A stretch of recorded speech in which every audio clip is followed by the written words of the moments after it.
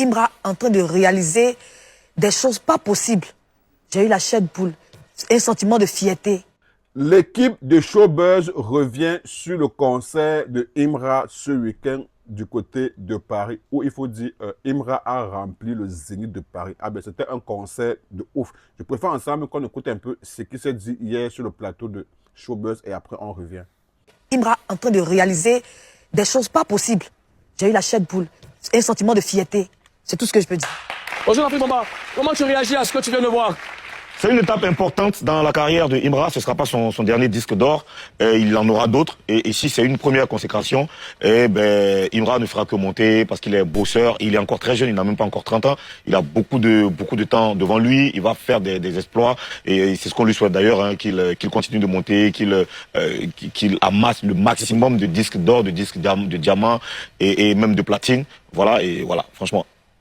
D'accord. Et c'est bien la vision. Tu vois la vision. Aujourd'hui, il a eu la vision, l'intelligence de faire un projet avec La Fouine. Et grâce à ce projet-là, aujourd'hui, il attrape son disque d'or Snap. Ce que tout le monde veut avoir.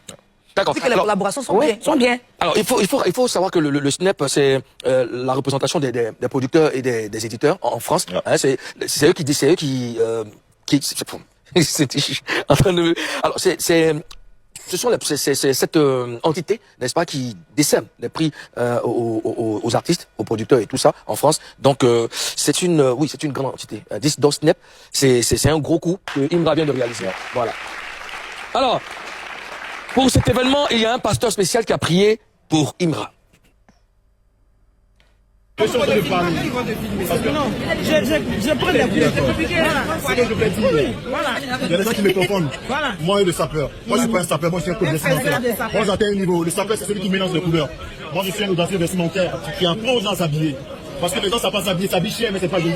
Aujourd'hui j'ai compris que. Aujourd'hui j'ai compris que les gens s'habillent cher. C'est pas joli à voir. Parce que ce que j'ai compris, hein. Encore, les gens sont tellement jaloux de Imra. Je me suis habillé en pasteur, je lui dis prier pour lui.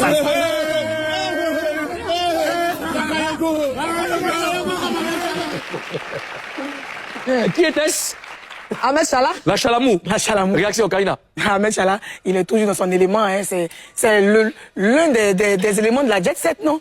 Il est resté lui-même, toujours en train de nous surprendre avec des choses. Non, il n'est pas de la jet set. Il n'est pas de la jet set. Il est leur ami quand même. Il a un gars qui a marché quand même avec ces éléments-là. Et il est resté lui-même. Il est toujours en train de nous faire découvrir des choses qu'on n'a jamais vues. Tu vas porter un habit de pasteur qui reste dessus pour te présenter un concert. C'est avec Ahmed Chala qu'on peut. Justement, parce que ces vêtements sont conceptualisés. Effectivement. Et c'est avec lui qu'on voit tout ça et c'est magnifique. Ça montre que le rap là, vous êtes relief aux poupées décalées. Hein. Parce que sérieusement, quand on vous dit ça, vous regarde Ahmed Chala comment il est en train de... Regarde ce qu'il dit de Imra. Aujourd'hui, il a assis dans un concert de Imra. C'est parce qu'ils savent que ça vient de... Non, je pense que là, il y est parce que, bon, c'est la Côte d'Ivoire. Non, mais je vais attaquer lui l'impression. Moi, le président. On va faire ce débat ici parce que je ne sais pas si tu es assez outillé pour ça. Attends là. Ça va un peu de mon coupé. S'il vous plaît, mesdames, laissez un peu le ministre. Respecte ton autorité, président. Respecte ton autorité. Mimi. Oui, président. Ahmed Chala, réaction. En tant qu'un bon Ivoirien, avant un événement, il faut un petit brin d'humour. Ça, c'est notre truc. Voilà. Pour détendre l'atmosphère, pour détendre les choses. Et ça s'est bien passé. C'est Ahmed Chala, on le connaît. Pour chaque événement, il a le costume de chaque événement. Mais président, en janvier ou bien en novembre? On est en janvier. Mais c'est quoi qui est bleu ici? Ça, c'est pas ton problème. C'est pas ton problème.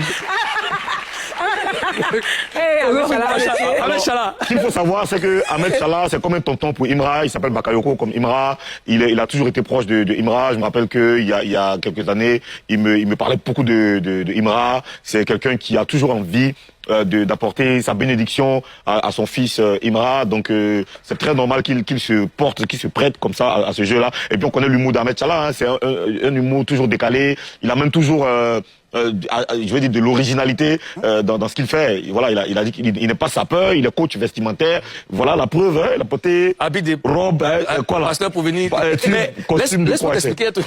Ahmed Chala, il nous a fait un truc au Palais de la Culture. Il arrive avec sa mallette comme ça, il dit oh il est sous. Ouais. Il fait il fait ça son Ouais, scénario, quoi. c'est film. Là, il a ouvert comment il allait longtemps fi, quoi. Souvent, il met des bananes, il met des fruits, Alors, des légumes et tout. Ahmed Chala, il n'y avait pas qu'Ahmed Chala au concert d'Imra, il y avait aussi la présence du sélectionneur ivoirien MS Payet, que j'aimerais qu'on applaudisse très fort. Voilà. Ça sent là, mec, ça sent. Il y était. Lui, on sait qu'il aime le chété, on sait qu'il écoute, il écoute du chété. Ben, c'est bien. Et puis, il y a la polémique du rideau. Hein. Certains disent que la salle a été réduite. Vous en pensez quoi, Karina? Ce que je sais, c'est qu'il a rempli l'Agbé. La salle était remplie, tout le monde était là. C'était un beau public. C'est tout ce que moi. Il a un peu c'est dessus. Un peu c'est sûr. Mimi. Moi, je ne comprends pas les gens. Hein. On dit les éléphants sont allés jouer. Ils ont gagné 2-0. Vous dites non, de toute façon, ils ont joué là. C'était pas ça. Ils ont gagné ou ils n'ont pas gagné? Donc, Hey, la maille. Alors, on se rappelle comment? Je pense quoi? Très rapidement. mais ça, c'est le problème de ceux qui réduisent la qualité d'un spectacle, le nombre de personnes dans la salle. Ça, c'est leur problème. Voilà, il a fait un beau spectacle, terminé. On s'arrête là, tout simplement.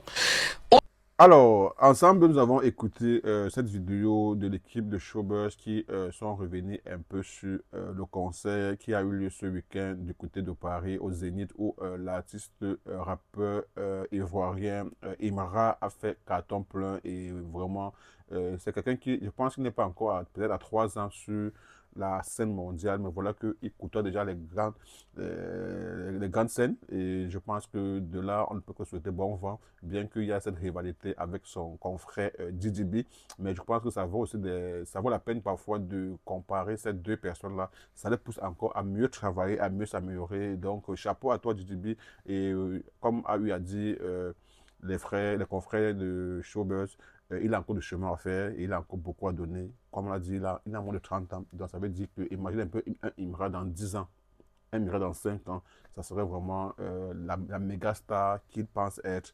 Beaucoup de courage et j'espère que les fans de DDB vraiment acceptent et votre cœur reste ouvert parce qu'il faut dire qu'il y a une certaine rivalité entre les fans de DDB et les fans de Imra, mais ça reste des bonnes guerres parce qu'après tout, ils font briller le drapeau de la Côte d'Ivoire et ils représentent l'Afrique à l'extérieur. Je pense que hier, quand on parlait, ceux qui sont venus à ce concert-là disent qu'un Ivoirien a rempli la salle et c'est un Africain. Ça fait la fierté, ça fait la joie et ça fait vendre l'Afrique à l'extérieur.